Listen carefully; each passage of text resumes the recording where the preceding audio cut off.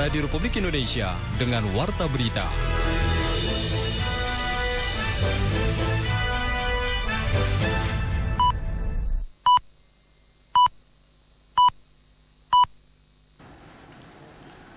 Tepat pukul 7 waktu Indonesia Barat.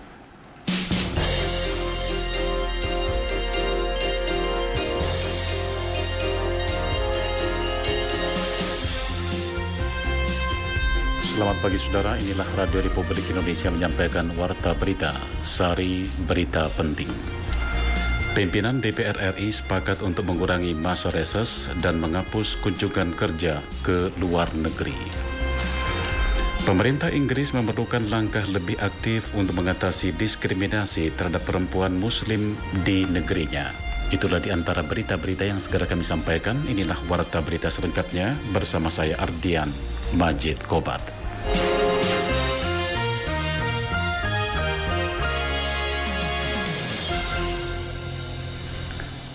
Saudara, pimpinan dan para ketua fraksi di DPR RI sepakat untuk mengurangi masa reses serta menghapus kunjungan kerja panitia khusus Pansus ke luar negeri. Hal itu disampaikan Ketua DPR RI Ade Komarudin untuk meningkatkan kinerja parlemen di bidang legislasi ke depan. Laporan selengkapnya disampaikan reporter Rahmat Zain. 10 fraksi di DPR sepakat mengurangi masa reses hingga menghapus kunjungan kerja ke luar negeri. Kesepakatan ini diambil dalam rapat antara pimpinan DPR dan semua pimpinan fraksi di Kompleks Parlemen Senen, Jakarta, Senin pekan ini. Ketua DPR RI Ade Komarudin mengatakan untuk kunjungan kerja ke luar negeri, pimpinan DPR dan pimpinan fraksi sepakat meniadakan kunjungan oleh panitia khusus atau Pansus DPR. Dengan demikian, kunjungan kerja ke depannya hanya dapat dilakukan oleh komisi, alat kelengkapan Dewan dan pimpinan DPR. Pengurangan masa reses sehingga kunjungan ke luar negeri ini digagas demi meningkatnya kinerja DPR di bidang legislasi. Kita bersepakat tidak ada lagi kunjungan ke luar negeri yang berkaitan dengan pembahasan pansus yang dibuat oleh Dewan Perwakilan Rakyat Republik Indonesia. Seperti diketahui menyangkut tugas legislasi, DPR mendapat sorotan negatif karena hanya mengesahkan kurang dari 10 undang-undang dalam setahun. Wakil Ketua DPR Fadlizon mengakui target legislasi DPR tahun 2015 tidak tercapai. Menurutnya untuk mencapai target pengesahan undang-undang di tahun 2016, sinergi antara eksekutif dan legislatif harus ditingkatkan. Kapolri Jenderal Polisi Badrudin Haiti mengakui kepolisian sulit menangkap terduga teroris Bahrun Naim yang diduga menjadi dalang serangan teror di sekitar Jalan MH Tamrin, Jakarta pekan lalu. Menurut Kapolri, berdasarkan informasi, Bahrun Naim saat ini berada di Suriah dan bergabung dengan kelompok ISIS. Karena itu akan sangat sulit menangkap Bahrun Naim karena otoritas Suriah juga kesulitan menangani ISIS di bawah pimpinan Abu Bakar al-Baghdadi. Wali Kota Cirebon Nasruddin Aziz mengajak seluruh tokoh lintas agama untuk bersatu dalam bingkai kebinekaan untuk melawan terorisme dan berbagai paham radikal. Laporan mengenai hal itu disampaikan reporter Aji Satria. Pemerintah Kota Cirebon langsung waspada penuh pasca aksi bom bunuh diri dan penembakan secara brutal terhadap masyarakat yang dilakukan oleh para teroris di wilayah Jakarta. Hal tersebut diungkapkan Wali Kota Cirebon Nasruddin Aziz usai menghadiri pertemuan dengan warga perbatasan bersama anggota DPRD di gedung DPRD Kota Cirebon kemarin. Menurut Nasruddin Aziz, pihaknya pun langsung melakukan koordinasi dengan unsur terkait baik itu Polri dan TNI. Selain itu juga pihaknya meminta kepada tokoh lintas agama, seluruh alim ulama untuk bersatu padu dalam melawan gerakan atau paham radikal dan para teroris tersebut. Tentunya dengan kebersamaan dan kekuatan semua komponen masyarakat dalam memperkokoh ideologi bangsa dan NKRI akan dapat menangkal berbagai paham-paham radikal dan yang mengarah terhadap aksi terorisme. Untuk masalah terorisme itu adalah yang terpenting tokoh-tokoh masyarakat kita, khususnya para tokoh-tokoh agama, alim ulama ya. Ini untuk memperkuat ideologi rakyat kita supaya tidak mudah terbawa atau dibawa oleh paham-paham yang menyesatkan. Itu. Jadi upaya pemerintah kota ke depan ya adalah bagaimana melibatkan unsur-unsur kiai, ulama, tokoh-tokoh masyarakat untuk kemudian memberikan penguatan akidah, penguatan ideologi supaya tidak mudah terbawa oleh agama-agama atau aliran-aliran yang menyesatkan. Kan seperti itu. Lebih lanjut, Nasruddin Ajis pun berharap besar koordinasi dan peran serta yang aktif dari seluruh kalangan masyarakat di wilayah kota Cirebon untuk bisa mewaspadai berbagai gerakan, organisasi ataupun perkumpulan yang mencurigakan yang mengarah kepada paham-paham radikal dan tindakan terorisme agar secepatnya melapor kepada pihak yang berwajib untuk segera ditindaklanjuti dengan cepat. Saudara Menteri Koordinator Bidang Maritim dan Sumber Daya Rizal Ramli mengingatkan semua unsur pemerintah untuk berhati-hati menyikapi tawaran divestasi PT Freeport Indonesia. Harga saham yang ditawarkan Freeport sebesar 1,7 miliar dolar Amerika untuk 10,64% saham dinilai terlalu mahal. Rizal Ramli beralasan harga saham perusahaan induk Freeport di Amerika Serikat, harga sahamnya hanya sebesar 6 dolar Amerika Serikat per saham.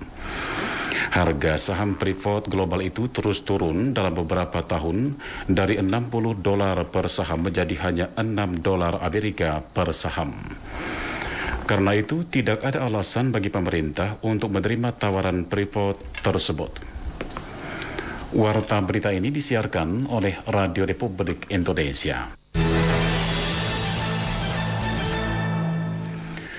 Dari luar negeri diberitakan Perdana Menteri Inggris David Cameron menyatakan pihaknya memerlukan langkah lebih aktif untuk mengatasi diskriminasi terhadap perempuan Muslim dan pemisahan pada sejumlah masyarakat Inggris. Sebuah kajian akan dilakukan Dewan Syariah di Inggris dengan menyiapkan dana sebesar 20 juta pound sterling atau 3,9 miliar dolar Amerika akan digunakan untuk penyediaan kelas bahasa untuk 22% perempuan Muslim di Inggris.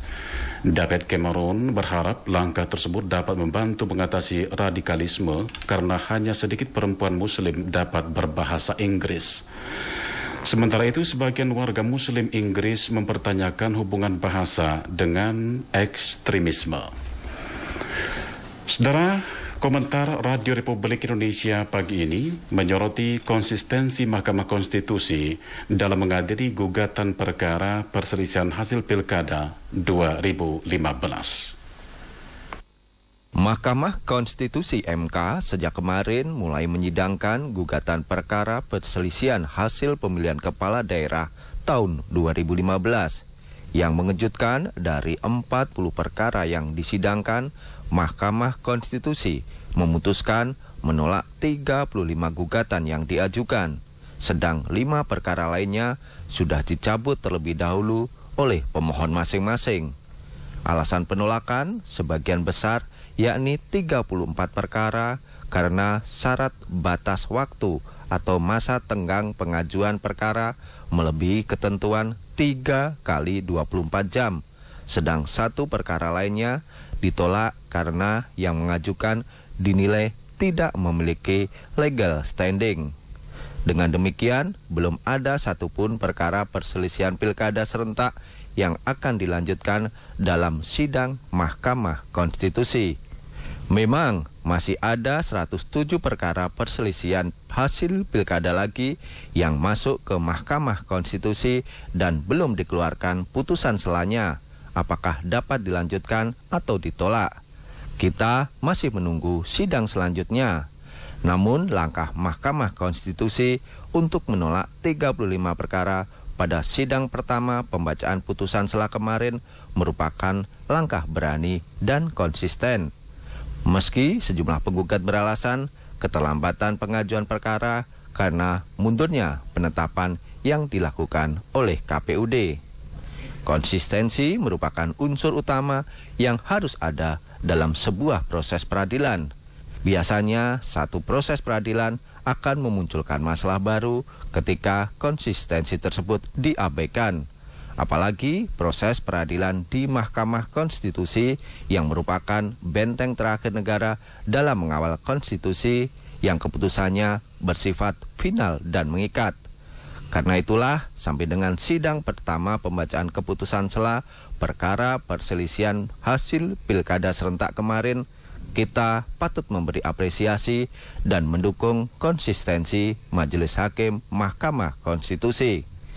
Kasus korupsi yang menjerat Akil Mukhtar, Ketua Mahkamah Konstitusi sebelumnya, menjadi bayang-bayang proses peradilan di Mahkamah Konstitusi akan dapat dimainkan. Kasus yang nyaris membuat runtuh kewibawaan Mahkamah Konstitusi inilah yang dikhawatirkan banyak kalangan akan terjadi kembali. Karena itulah, sekali lagi, kita perlu mengapresiasi konsistensi MK dalam mengadili sengketa hasil pilkada dan mengawal sisa perkara yang masih akan diputuskan dalam beberapa hari mendatang. Masih ada 107 perkara yang belum dibacakan putusan selanya. Disinilah Mahkamah Konstitusi diuji kembali konsistensinya. Terlebih bila dikaitkan dengan syarat selisih perolehan suara perkara yang dapat diadili MK antara 0,5 hingga 2%, tentu dibutuhkan konsistensi dan kehati-hatian sebelum memutuskan menolak atau melanjutkan gugatan tersebut. Tidak menutup kemungkinan istilah pelanggaran terstruktur, sistematis, dan masif akan banyak dimunculkan untuk membuka peluang pihak-pihak yang berkepentingan mempengaruhi putusan-putusan MK.